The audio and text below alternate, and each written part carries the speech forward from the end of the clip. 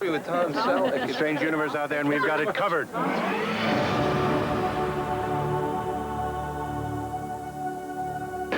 Australian for beer. Australian for Bigfoot. It looks human-like and also looks a bit ape-like as well. Very powerful, very fast.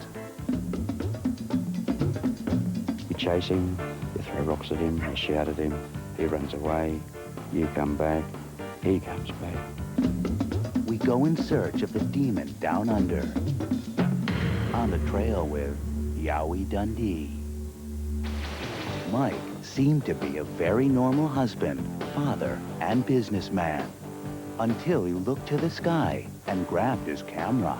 It was so unusual what I was seeing that I had to get it on film. Now, his head is in the clouds. E.T.'s all over. It's a phone-in show that should know its callers in advance. And I just want everyone out there to know that everything you told me came to pass. I've seen him do things on the radio that are amazing.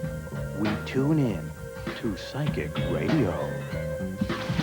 Also, the latest Baywatch star looks far beyond the bay.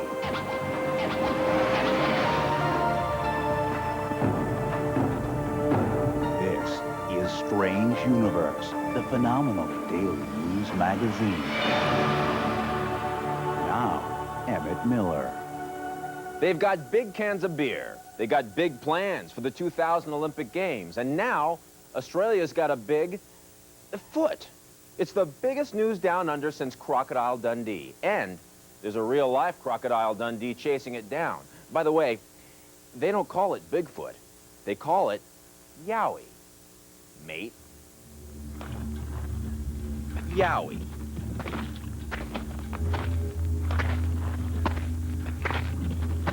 It's Australian for Bigfoot. But as with many things Australian, this creature is said to be bigger, stranger, and scarier than anything prowling the wilds of the USA. And now the hunt for this down-under monster is on, led by a man you might call Yowie Dundee. So Friday nights is usually Yowie chasing time. The Yowie. It appears to be the latest incarnation of a mysterious beast that's been sighted in other parts of the world for decades and been given various names. Here in the United States, it's better known as Bigfoot or Sasquatch, a hairy half-man, half-ape that many say they've seen from Washington to Florida. In the Himalayas, it's the Yeti. Here in Australia, they just say Yowie. A prominent politician says he's seen one. A family says they've left food for him outside their house. You chase him, you throw rocks at him, you shout at him, he runs away, you come back, he comes back. Ian Price is one of the many Australians who claim to have spotted the Yowie in the Blue Mountains just 100 miles west of Sydney. This young man, Evan Jakes, says he saw it too. It had really broad shoulders and it wasn't like fat or anything. It was solid, but not like overweight or anything. But none is more fascinated than Neil Samuels. He's an author who now leads Yowie hunting parties. Myself, I've physically seen it probably half a dozen times over 4.5 years. Neil says he's only managed to capture sketches and photographs of the Yowie. It looks human-like and also looks a bit ape-like as well. It's a very robust figure, very large figure, very powerful, very fast. Ian Price agrees. He's been with Neil Samuels on many a Yowie hunt. We could hear him romping and bumping through the bush. He was really loud. Neil allowed us to join him on the trail of the Yowie. This is what we believe is the main track. He showed us what he claims is evidence of the Yowie. And if you look carefully, you can sometimes tell the direction of movement by the way the reeds have been pushed over, as in this case here. They've been pushed off to the side. He also pointed this out. This is a log which we believe it chewed through And he showed us a secret hideout that he built especially to observe the creature. The real reason for building this mainly was as a, dare I say, Yowie observation platform. We built this so we could sit in comfort at night time and view and try and film the creature. So far, Neil Samuels has not been successful. He says he did manage to snap these photographs. Next photograph here, we have a photograph of the face. This one here was taken by an automatic camera that we made one night. And he also has this. Right, this is a caster footprint that we made about 2 years ago now from a neighbour's property.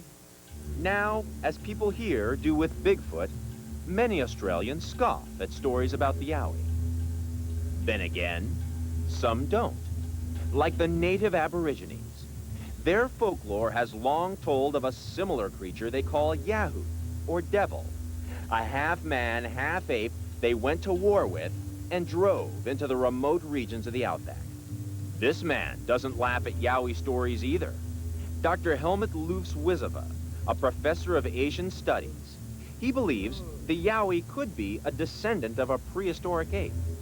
A gigantic ape which existed, which was supposed to have died out about 100,000 years ago, but seems to exist still in many parts of the world, in particular here in Australia, in the Himalayas, and in North America.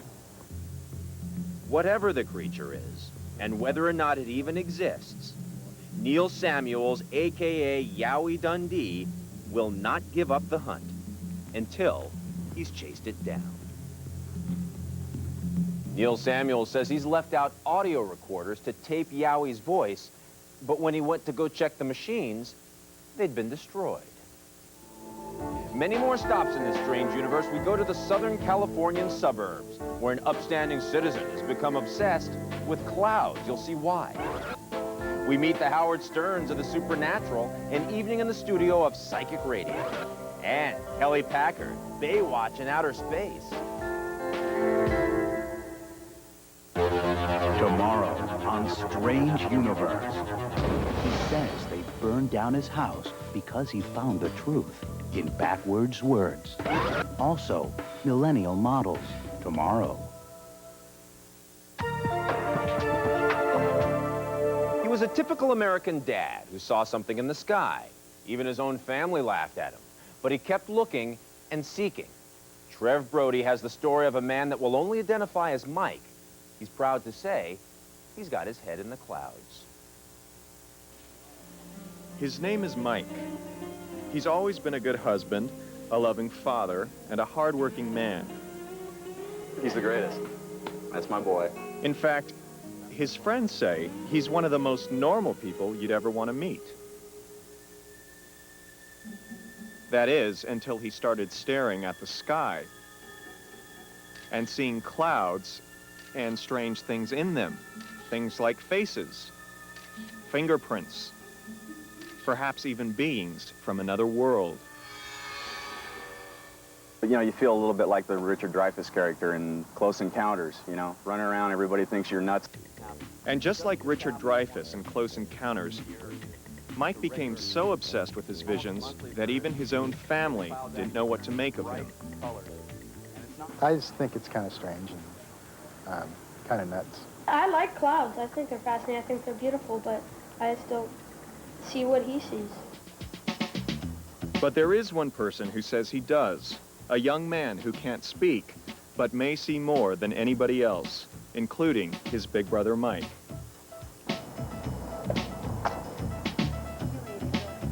Says, I hope God is doing this.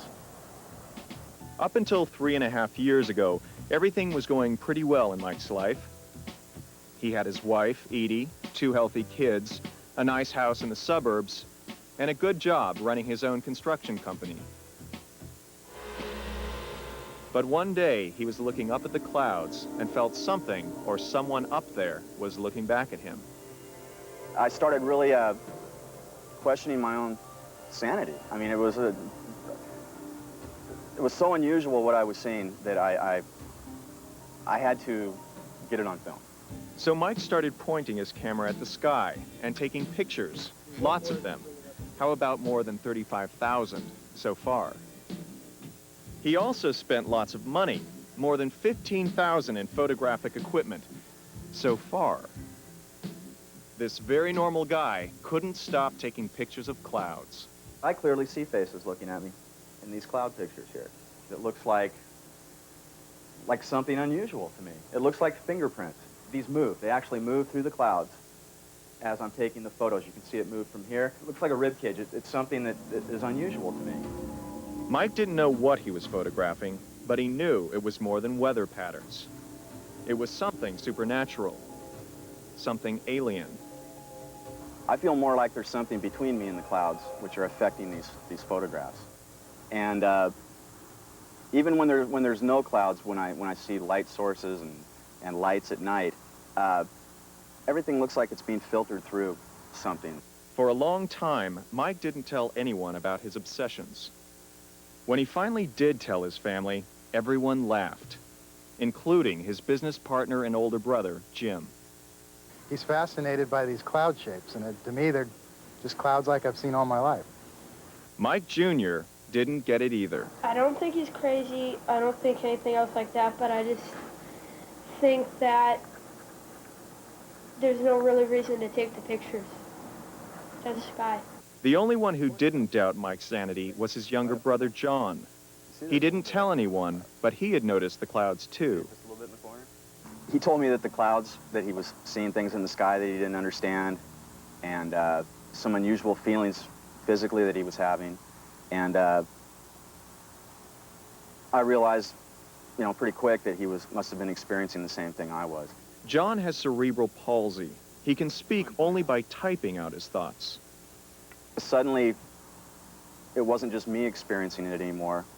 My brother, who is so dependent on all of us to take care of him, was experiencing the same thing. And I couldn't imagine not being able to communicate as I can, with other people. What his brother communicated to him seemed to unlock a mystery that had plagued Mike for months. This is very similar to what he wrote to me the first time when... Yeah, it is, huh? This is, see, I know something is out there. I don't know if it's ghosts or aliens or what. Like another dimension or something that we're all coexisting. We showed Mike's cloud photographs to a meteorologist. Well, these are terrific photographs. I'd love to have them myself. But Dr. Steve Ladoshi said most of Mike's pictures could be easily explained through simple scientific principles, nothing supernatural. Personally, I don't look for aliens in clouds. So I'm not saying that they're not there. But, I wasn't there. Looking at pictures is quite a different thing than, looking up at the sky or the real thing. Meanwhile, Mike still doesn't know why he's so obsessed with the clouds. He's normal in every other way, yet he's certain there's an unknown reality out there, and he's determined to keep learning about it, thanks to the encouragements of a young man who sees even more than he does. I'm going to keep looking, and as long as it's in front of me, I'm going to keep taking pictures of it and keep sharing it with the world. Mike says he's got even bigger plans for his cloud watching. Videotape. More Strange Universe ahead. We find the secrets of psychic radio. And Baywatch 2000. You're watching Strange Universe. You turn on the radio these days, you're bound to hear something strange. That's not even counting Howard Stern. Because floating out there on the airwaves is a supernatural power. Frank Grimes reports on psychic radio. It's that time, Saturday night at 10. Time to delve into the known and unknown, the seen and unseen. It's time for Psychic Eye. It's just another night at WKTU in New York City. Now, fresh off the Concorde after his trip across the pond, here's your host, Michael Davis. This is what we're going to do tonight. We're going to take your calls, as always. Once again, the lines are jammed with callers eager to talk to Jeffrey Wands and Michael Davis. And let's go right to Rutherford, New Jersey. Say hello to Paul. Hey, Paul. Hi, Michael. Hi, Jeff. Hey, Paul. I'm glad the show is on. I missed you guys last week. Their Psychic Eye show is one of the most popular programs on the air. What do you see from my career? Okay. Now, you do something with food? Yes, I do. Okay, because I keep seeing cakes. What do you have to do with cakes? I develop a lot of cookies and biscuits. Ah. What are you going to want to do with this guy? But even stranger than the nature of some of their subjects is the nature of the two men who talk about them. Jeffrey Wands is the resident psychic. I'm here for a purpose. I've accepted that. I'm here to help people and guide people. I'm not here to live people's lives, but I'm here to direct people. Michael Davis is the resident skeptic. I will always be a skeptic when it comes to the psychic world because I've seen so many people who I know through my own intellect, questioning, and comparisons are not for real. Together, they're the odd couple of the airwaves. A team as unlikely and as antagonistic as Oscar and Felix themselves. You know, 2 weeks ago we were... And I'd like to find out about my finances. He had said that I didn't hit bottom yet. I want to know if I hit bottom. You are at bottom. I hit bottom. Congratulations, you've hit bottom. And just as unusual as their caustic banter is the story of how fate brought Jeffrey Wands and Michael Davis together. It happened over a decade ago when Michael Davis was given an unusual birthday present, a visit to a psychic. The psychic, as it turns out, was Jeffrey Wands. And I went in totally as a skeptic and someone who knew nothing about psychic readings and had a very interesting session. And that's really what first started me with my interest in the psychic world. Years later, that interest led Michael Davis to create the Psychic Eye radio program. One half of the formula is Jeffrey Wands, making psychic predictions for his call-in listeners. I end up going in the living room almost with that person, and I visualize that person, and then I'm able to tune into what, what their needs are, where they're heading. Part of Michael Davis's on-air job is to poke fun at his partner, though he admits it's not always easy. I've seen him do things on the radio that are amazing, that are inexplicable. The callers, too, are impressed with Jeffrey Wands' track record, one that goes far back to before he was on radio. Free, I just wanted to mention that you gave me a reading back in 1983, and I just want everyone out there to know that everything you told me came to pass. Wow. It's amazing. Did he tell you anything about me? Unfortunately, no. Too bad. Oddly, for a so-called skeptic, Michael Davis admits to having an almost psychic chemistry with Jeffrey Wands. He says it's the secret of their success. We sense each other on how it's supposed to go, and the show works this way. And I guess if I lost him as a partner, I'd stop doing the show. It's just, we're one now. So. Good show. Good show. That's my man. Jeffrey Wands has some predictions for the near future, including a major earthquake in California. Strange Universe continues. There are other lives out there, and someday we will react with them. Strange things ever happened to me. Oh my God, that's quite a question to answer in 2 minutes. Anything weird? Anything weird? That's where the three of us I don't know, being pregnant. Okay. That's strange. That's wonderful.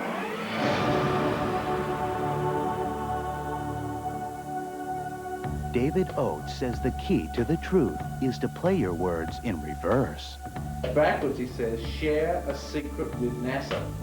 Share a secret with NASA. Share a secret with NASA. He says someone is trying to shut him up. Well, there's a lot of people who have many secrets that they want to have hidden. Reverse speech revenge. Tomorrow.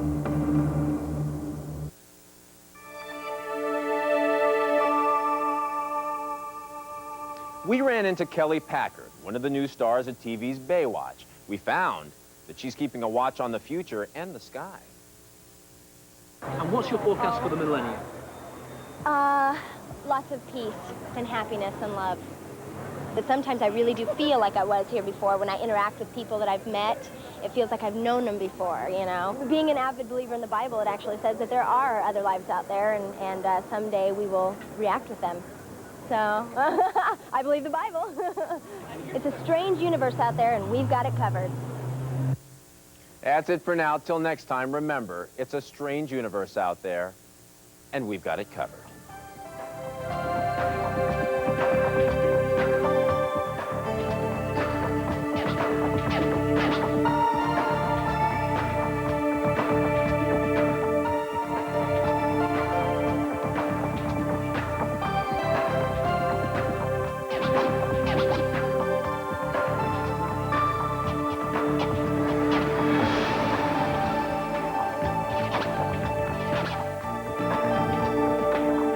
captioning brought to you in part by the U.S. Department of Education and the following sponsors.